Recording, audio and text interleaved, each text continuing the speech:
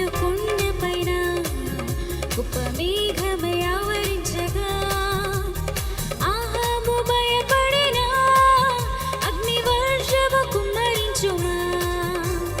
కర్మేలు కొండపైన గొప్ప మేఘమై ఆవరించగా ఆహాబు భయపడిన అగ్ని వర్షము కుమ్మరించుమా.